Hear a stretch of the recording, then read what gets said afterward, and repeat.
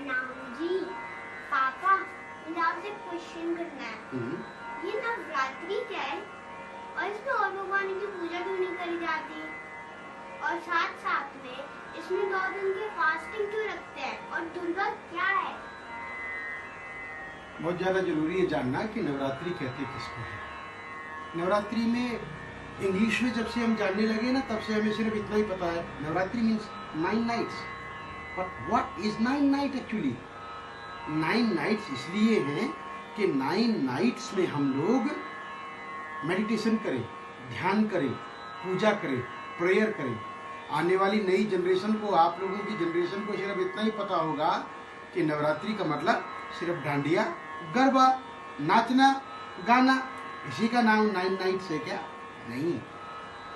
एक साल में 4 बार नवरात्रि आती है। पहली नवरात्रि आती है चैत्र शुक्ल प्रतिपदा से लेकर 10वीं तक।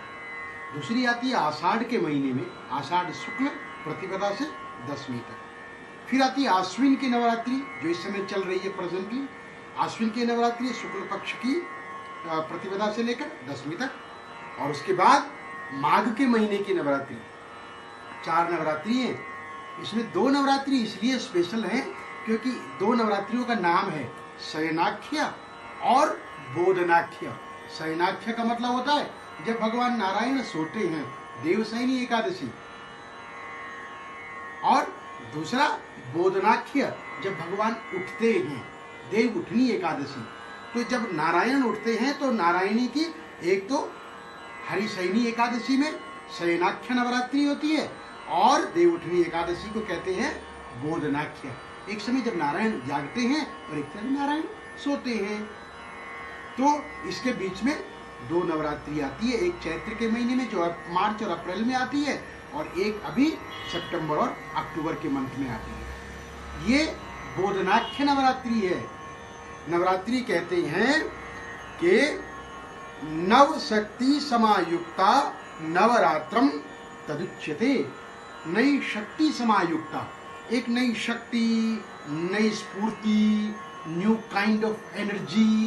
ये जो कॉस्मिक एनर्जी, ये जो सारे ब्रह्मांड में जो शक्ति है ना, उसी शक्ति को अपने अंदर समावेश कर लेने का नाम नवरात्रि है।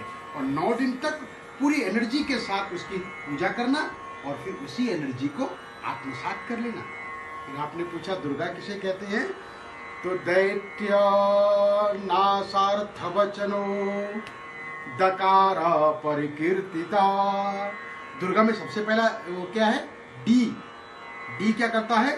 दैत्यों का नाश करने वाला शब्द क्या है? द।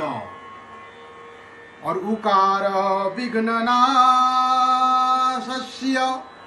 वाचको वेद सम्मतः।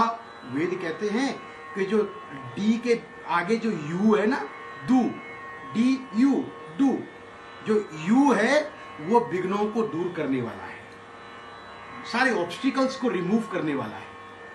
एक क्या है? जो बुराइयों को नाश करता है, और दूसरा ऑब्स्टिकल्स को रिमूव करता है। और जो र है ना, दुर्गा, आर र, उसको कहते हैं रेफ। कि रेफो रोग प्रवचनो, रोगों को दूर करने वाला, जो डिजीज हैं, जो बीमारियां हैं, उनको दूर करने वाला क्या है? रेफ। और गस्सा पाप अग्नवाचक, और जो गा है ना, जी गा, वो गा क्या है? वो गा पाप को दूर करने वाला है। और शत्रु भय शत्रुघ्न वचनस चाकारा प्रकीर्तिता।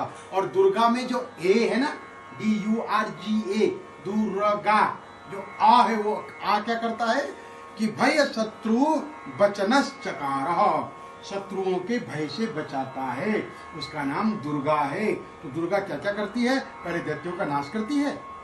उसका जो ऊ अक्षर है वो विघ्नों का नाश करता है। जो रेफ है वो रोग को दूर करता है। और जो गकार है वो पापों को दूर करता है। और जो अकार है वो शत्रुओं के भय से हमें बचाता है, उसका नाम दुर्गा है। इसलिए माँ दुर्गा की पूजा इस समय की जाती है। शक्ति की पूजा राम जी ने भी की, इसलिए राम जी का जन्म कब हुआ? राम नवमी। सीता जी का जन्म कब हुआ? सीता नवमी। कि नवभी रात्रि भी संपद्यते चा स नवरात्रि, जिसमें 9 रातों का समावेश है। तो रात्रि में पूजन करना चाहिए, अर्चन करना चाहिए, आरती करनी चाहिए और देवी के सामने बैठ करके आनंद का अनुभव करना चाहिए और उस आनंद की प्राप्ति के लिए उस देवी की पूजा करनी चाहिए। बोले अम्बे मात की जय।